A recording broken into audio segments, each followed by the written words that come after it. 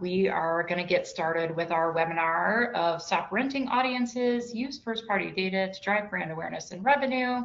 I know it's a really exciting topic. It is for me at least, but did want to do a quick introduction before we get started. So I am Carrie Jones, Media Director here at Response Labs and co-pilot to our presentation today, and I will let the rest of our panel introduce themselves.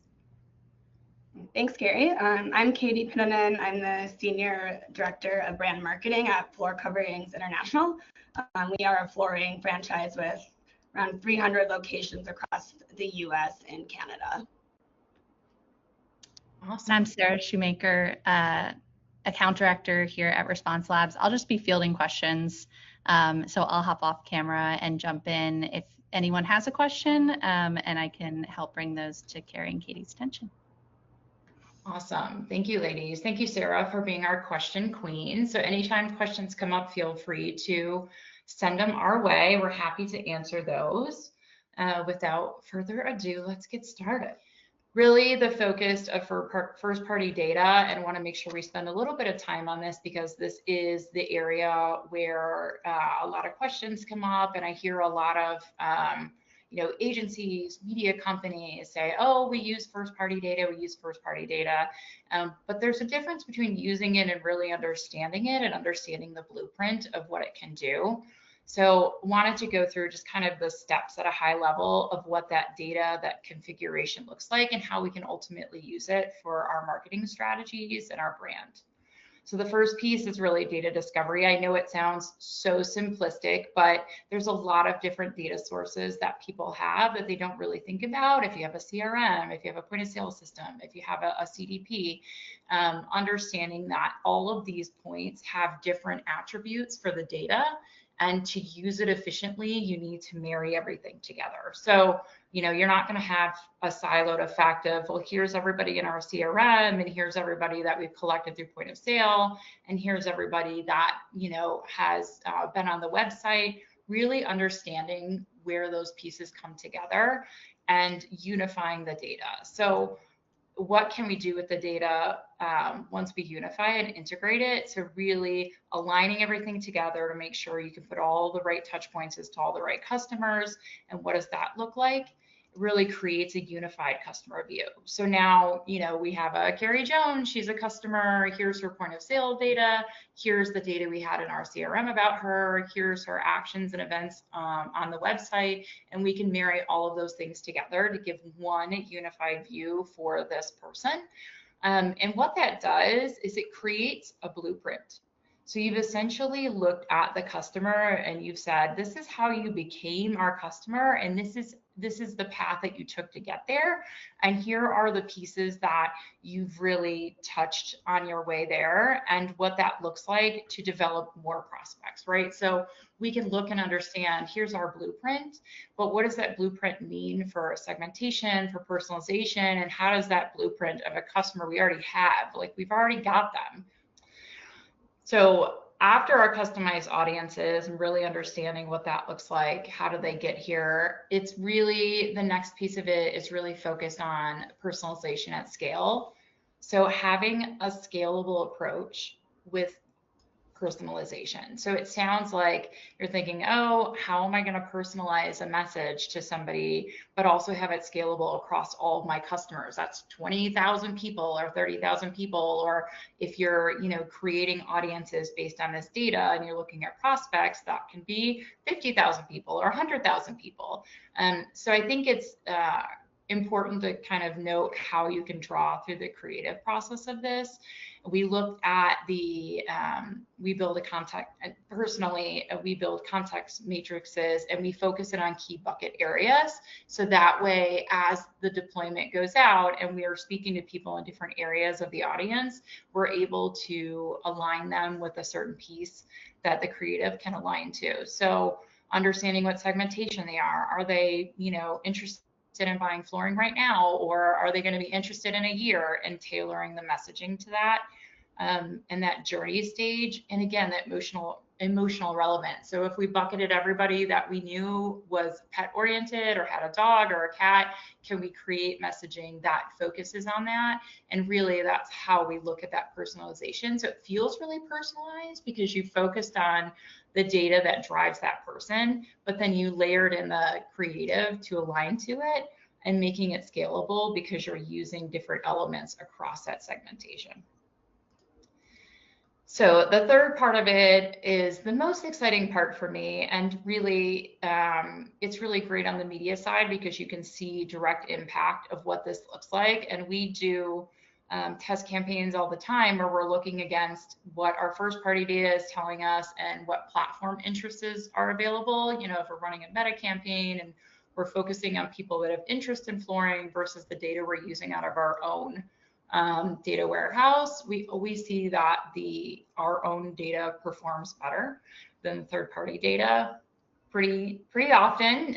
It's pretty rare that there's a pull ahead on the third-party side, but you're creating your own data model. And so when you think about what that means to you, you're driving your brand strategy without interference. You're literally creating an audience pool that only you can touch. Your competitors can't get there. They don't have the data that you have. So it's not the same as a third party where you're competing for the same person and they're saying back-to-back ads for flooring or cars or whatever the product is. You're literally saying, I want this person that I know over here is going to purchase flooring, and I know that nobody else can access this exact blueprint to get to this person. So I think it's so important to really focus on that.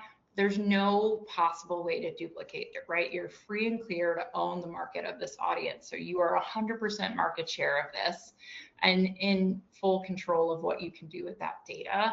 I think that's so valuable, especially when you're looking at, you know, branded versus non-branded search and what cost per clicks are, what cost per leads are, or cost per acquisition. And looking at ROAS specifically too, some of the things that we'll share is the metrics that we've seen, but you really have this opportunity to build on something that is uniquely yours and is self-sustainable over time. I think the really fun metric here is understanding that branded search volume went up, but besides that, we get 2 times the conversions out of brand than non-brand. So if I pull everybody out that's a branded search, got to us from a branded versus a non-branded search, you know, I need half as many people to fit the lead volume on the branded side versus the non-branded. So it definitely makes a difference in the metrics going down funnel. Yeah, and with the branded volume too, it's not just our close rate or conversion. Like we also see higher average job size. All of our KPIs are better when it's a branded lead. And with that, there's a cost difference. You know, when we compare branded versus non-branded performance, the difference is pretty massive. So this data is taken straight from like our Google Ads campaigns, which the majority of our network is doing pretty aggressively. But a digital non-branded lead for us right now costs around $454, whereas a branded lead costs around $139, so nearly 3 times more efficient. But the story really, again, isn't just about cost, it's that quality. Like they're converting twice as often, higher average job size. So they're engaging with their content, they trust us, they're entering the funnel with intent. So we're not just saving money, but we're also generating those higher value opportunities that close faster and are more profitable. So it's a really tangible impact on the brand investment because it lowers acquisition costs and it does increase conversion efficiency for our franchisees. Yeah, I love that. I get so excited about the CPAs or cost per acquisitions because it's so fun to work with the co-ops and really share, you know, we're getting these leads for a third or a fourth of the price versus the non-branded leads, and you guys are closing them 2 to 3 times quicker for bigger jobs. And so it really does drive the brand strategy and the brand story of how it really has impacted the sales over time. Yeah, and then when we look at the efficiency too, it becomes even more exponential. For every dollar that we spend on brand campaigns, we're seeing a $38 return, and non-branded, it's around $4. So I think that's an 880% difference, if I remember correctly from our quarterly review. So while both campaigns are important, we need to meet the consumers on both channels or both campaigns. They do work hand in hand, but it clearly shows that like a strong brand amplifies performance and everything in your media mix. So when we lift brand awareness, like every dollar essentially works harder. Yeah, it's so great too on the branded versus the non-branded side. On the non-branded, they're shopping, they haven't decided yet. They're, looking for the best deal or just getting a bunch of quotes to decide later. But on the branded side, they're very intentional, right? They've decided they're going to make this investment and they want to work with FCI and they, believe in the trust and the value that you guys provide. So we do see that in those bottom funnel metrics. And just to note, these metrics were pulled from last quarter, but we pull them every quarter and they're always about the same. We do see fluctuations for peak and non-peak, but usually they tell pretty close to the same story. So it's nice to see that. And especially when you're thinking about a pet campaign where it drove more leads in that time period, you're thinking to yourself, I drove more leads, the cost went down, we got, more dollars for our spent. So it's nice to have those peak times where we can really drive towards this data. Yeah, and this is critical for us because our franchise owners, they are small business owners. So brand awareness in general, trying to get people to commit and invest in this, especially when there's not a direct attribution back to it. It can be really challenging, but as these numbers have started to come to fruition, it is showing there's a direct impact on the bottom line for our franchisees, and for them, that's ultimately what's the most important. Yeah, I love that, and it's great to see that across all the co-ops. So really focusing back on the key elements of, what we've talked about, your first party data it has so much purchase power. There's so much intelligence there that is truly yours to use. It's like, this is your data. No one else owns it. And it can be a way to impact the way that you position your brand and how you drive it in the future. And I kind of think of it as like, are you the driver of it or are you the passenger princess, right? Do you get control over like the radio and maybe some snack suggestions, or do you get to actually pick, right? And so in this scenario, you are really focused on what you have and where you're going to drive with that. So it's definitely not passenger princess scenario. Yeah, we're really excited about our first party data now that we know how to use it, because we're building out new tools right now, including like an online customer portal, and all the things that we can do in the different customization and personalization. It's super exciting to me, like everything from featuring our design associate's photo and his phone number to, sending out a care maintenance guide once they've landed the job. There's all these triggers that we can implement to really personalize and humanize the entire process from start to finish. So really, it's not a measurement tool. It's like really sustainability, I believe. Is any consideration for brands that have never used their data in media before about like kind of how to prepare, kind of what the first step is? Yeah, great question. So data is so scary, right? We all have data and oodles of data across so many platforms, and we're like, what the heck do I do with any of this? I'm not even sure. I think it's important to first kind of establish what you want to use the data for, if it's going to be your media campaigns. So what do you want to extract out of that?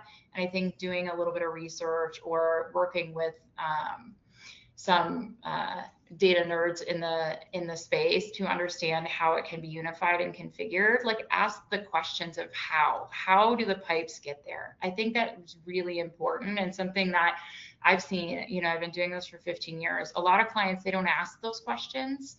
And that would be the first thing out of my mouth is like, how are you going to take this data and port it into what I'm doing over here? Like, I want you to explain it to me, how everything's connected and why it matters.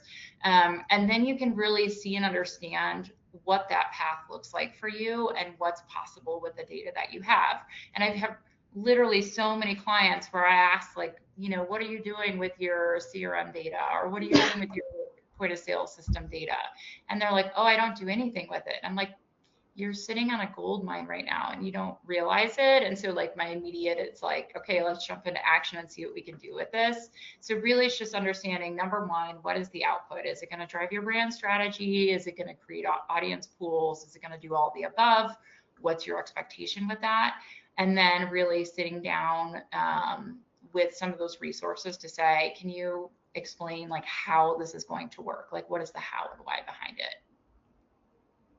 Yeah, I feel like smaller brands almost have a competitive advantage in that scenario because they can be more nimble, like focus on what's going to drive business outcomes rather than trying to integrate everything all at once and then scaling once you have those learnings and results. Yeah, I think that's a great point because some bigger brands will say, oh, I want to do it all. Like, let's just run after it, which is great. Like, we'll do it. But also understanding there should be a phased approach to, you know, what can we do with it first? And what does it look like holistically?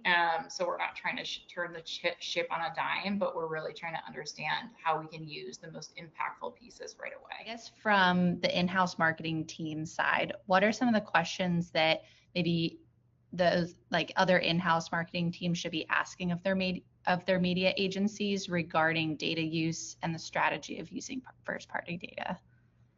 Yeah, that's a great question, and actually probably was like our North Star objective when we were looking for a brand partner, and ultimately how we and why we landed with Response Labs. But really, I feel like media agencies, they need to be your data partner, not just a media buyer. It's not, you know, what channels are you using or what's your targeting strategy. It's really about, Carrie slightly touched on this a bit, but like specifically asking like how they're using first party data. You know, is it for segmentation, creative, targeting? Like if they just give very basic answer that it's an upload for a retargeting list or it's, you know, just a simple checkbox or feel surface level, they potentially aren't the right fit. I think the first party data, especially in the world we live in today and everything changing so quick, I feel like first party data is your media strategy essentially. And if they're not using it in unique ways to drive the strategy, it's probably you've either outgrown them or they're not the right fit to begin with. Yeah. That's great, Katie. I was just going to say, I think it's so interesting too when people think of CRM, they're like, oh, it's just a spreadsheet with our customer information. No, it's not just a spreadsheet. It's a living thing that can be used to activate campaigns right now. It's just how you use it that really matters. And so asking those really important questions is key. Yeah, and that was our North Star goal when bringing in Response Labs was to grow brand awareness, but secondarily, we didn't go into this too much, but like with that, we needed a content strategy, or if we're driving new prospects, you know, to our website, we need, or even getting them as a prospect in our system, we needed content to nurture them with that. And we didn't even have an engine to do that. And our customer email program is that engine now. But we knew we had all this data, but we didn't know what to do with it. So with our launch of our co-op brand plans, we also launched that automated customer program and did it in a staging block where we did different pieces of the funnel and then would layer them on to eventually build up that full funnel strategy. So that was a second component for us, was how do we use these hundreds and hundreds of thousands of customer records and build out the full funnel journey. So those were two critical pieces for us. Awesome. Yeah, we talked to them all differently. Yes, we did. Well, I appreciate all of you for joining us for the hour-long session today. It's so fun to talk about first-party data and what that means across media campaigns. So I hope that all of you found something useful and exciting about it. Thank you to my co-hosts, Katie and Sarah. Sarah for handling questions and Katie for providing that FCI perspective and everything that we've done together. I love sharing your story. It's so fun. It really is the basis and concept of the first party data and what it means. So thank you all. And Katie, appreciate you spending your time today. Yeah, thank you. Thanks for having me. I'm usually on the other side as the presenter, so this was new and exciting for me. Wonderful. I hope everyone has a great Tuesday. Thanks so much.